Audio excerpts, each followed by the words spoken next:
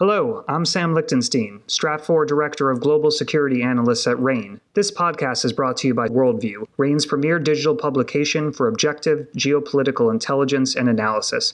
Sign up at worldview.stratfor.com.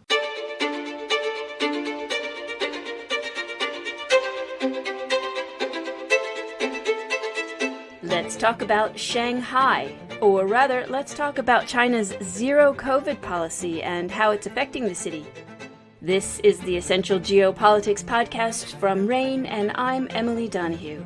I'm sure you've read some coverage over the past few weeks about the ongoing lockdown in Shanghai, the most populous city in China, and it's causing a great deal of difficulty. Here with details is Chase Blazek, Asia-Pacific analyst with RANE. Always a pleasure, Chase. Likewise, Emily.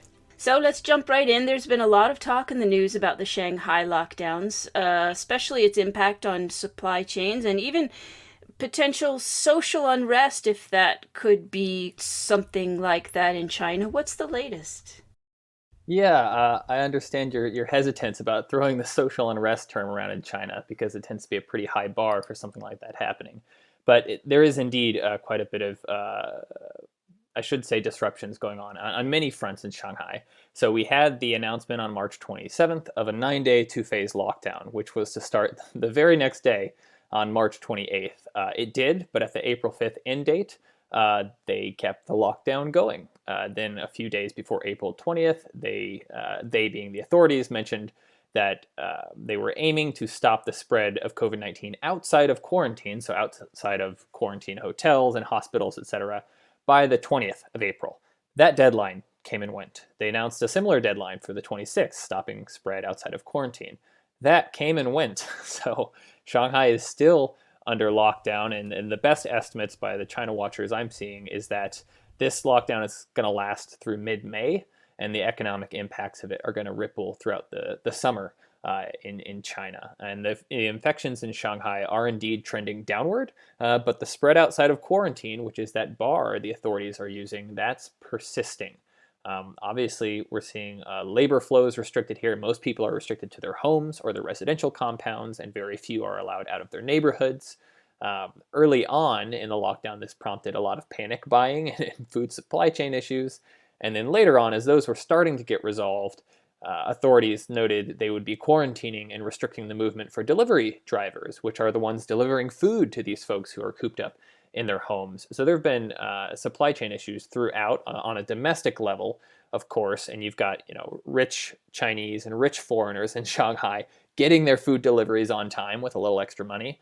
And the poor folks and rural migrants, which usually make up about 1/3 of the population in China's cities, are getting their rotten vegetables or sometimes not getting food deliveries at all. So we are seeing outside of Shanghai supply chain disruptions. Of course, factories inside Shanghai, like Tesla's Gigafactory Shanghai, have been shut for weeks. They've reopened some of them on a closed loop, keeping workers in the factories, but this is not a permanent solution, obviously, because they still depend on inputs, industrial inputs, and labor coming from outside of their factories. Ports have been backlogged. We saw on April 19th, wait times at Shanghai's ports were up about 75% year over year. And on April 18th, road traffic was down 65% in Shanghai and the 3 neighboring provinces, and nationally it was down 40%.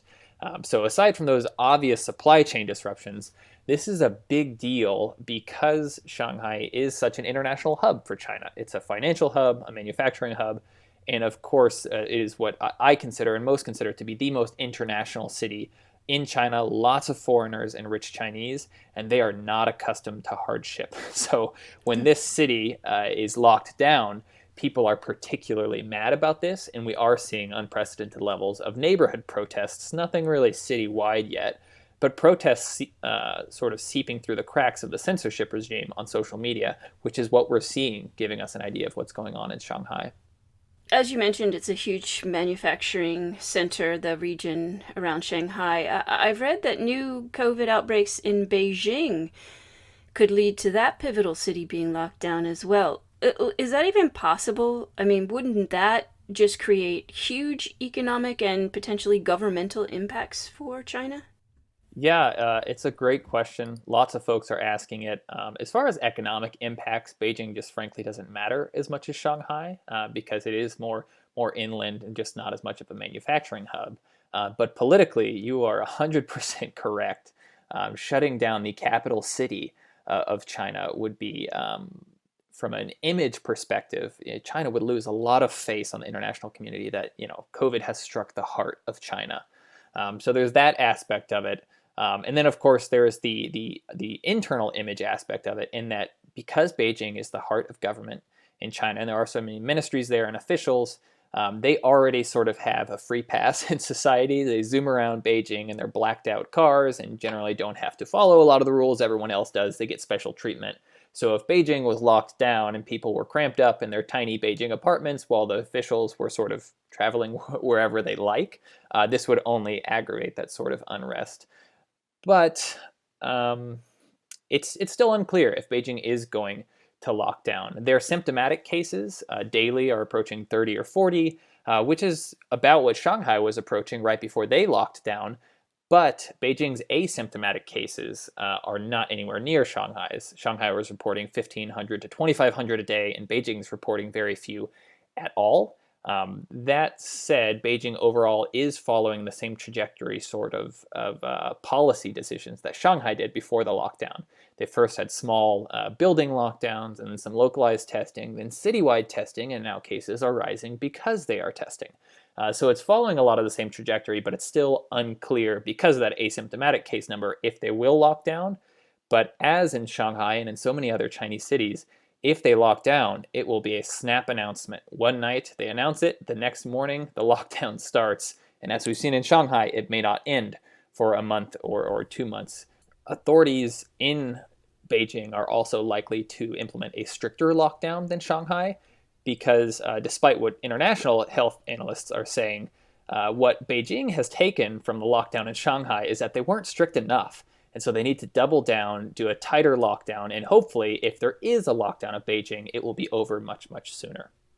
And then, of course, there is Hong Kong. I think I read COVID numbers there are dropping and restrictions are loosening somewhat, of course.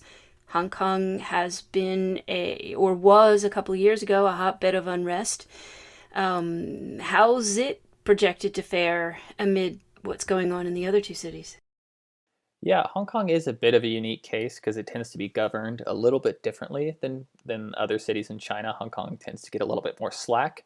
And you've seen that in their lockdown protocols. They locked down somewhat with looser restrictions than other Chinese city lockdowns last month. But as you mentioned, their cases are dropping and their social restrictions are loosening slowly. And they've even dropped the quarantine requirement for anyone coming into Hong Kong to 7 days. I believe it was down from 10 prior. But you also had a legislative council member in Hong Kong who also sits on the Chinese legislature, stating, we really can't lower this quarantine anything beneath 7 days. If we do, we might lose access to Shenzhen, which is the tech hub right across the land border into China. And that's a key economic and trade link between Hong Kong and the mainland. So for better or for worse, even though Hong Kong will continue to fare better than the mainland, as long as China continues its zero COVID policy, which is looking like they're going to continue it through late 2022 when Xi Jinping begins his third term as the leader of China, Hong Kong is also going to have to stick with some manner of wide social restrictions on that same timeline. Chase, I produced a podcast on COVID-19 recently with our experts in-house, and they called China's zero COVID policy the absolute worst for controlling COVID. Yeah, they're not alone in saying that, but this is also a political issue for China. This is Xi Jinping has owned this and said it's my policy. This is going to work for China. And in a year when he wants to start his third term, he can't very well say, oh, well, that policy I took so much ownership over was dead wrong. Yeah, of course. Yeah. So they're sticking to it and just trying to make the best of what I believe they truly know is a subpar policy, but one that for political reasons they can't back out of right now. Mm-hmm. Chase Blazek is an Asia-Pacific analyst with RANE. Thank you so much, Chase. Thank you, Emily. Now more than ever, customers are turning to RANE Worldview for trusted geopolitical intelligence so they can stay ahead of global developments like what's going on in China. Try Worldview out. We have an incredible trial rate going on right now. Visit strat4.com for details. That's strat4.com. I'm Emily Donahue, thanking you as always for listening.